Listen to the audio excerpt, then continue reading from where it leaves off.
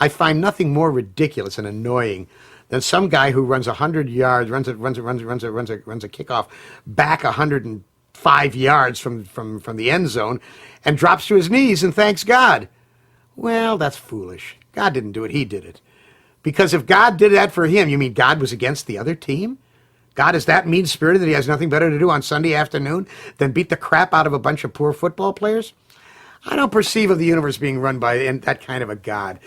I go with Mark Twain. I mean, the great one of the great quotes of my life is Mark Twain. When I discovered it's from Letters from the Earth, and I first read it, I said, "Oh, thank heavens, there was somebody who thought the way I think."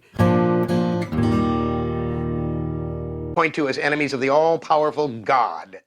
The universe doesn't know we're here. It just doesn't know. Einstein says God does not shoot craps with the universe or does not play dice with the universe. Yeah, it does. Yeah, it does. It's random. The universe will one day give you the lottery for $16 million the next day colon cancer.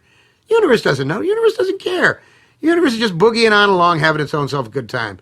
There is no rhyme. There is no reason. There are laws, restrictions, rules, Darwinism, astrophysics, all of these things are part of the way the machinery runs.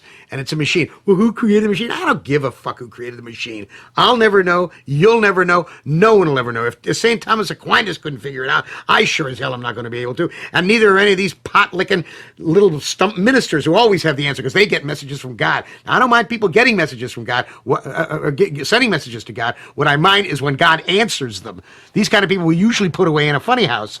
But these guys say, no, I have a personal relationship with God. I love that phrase. Do you have a personal relationship with God? Yeah, God comes over on Sunday morning. We have bagel, lox, cream cheese. We go bowling on Friday nights. God and I were very close.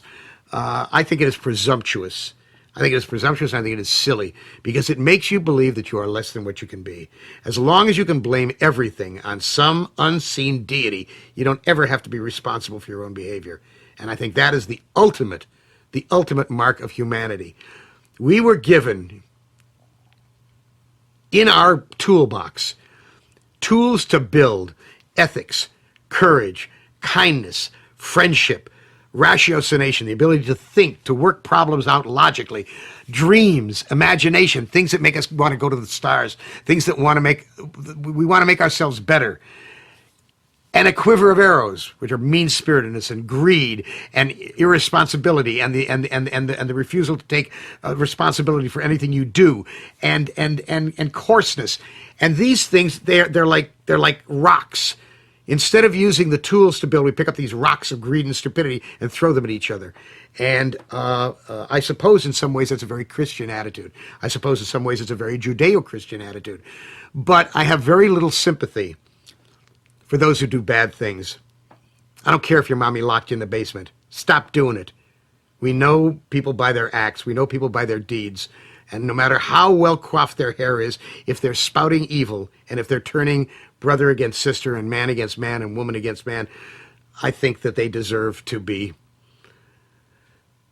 Well, I'm a mild person, actually. I think we should probably just hang them up on the top half of a Dutch door and beat them across the belly with an aluminum ball bat till their piss runs red.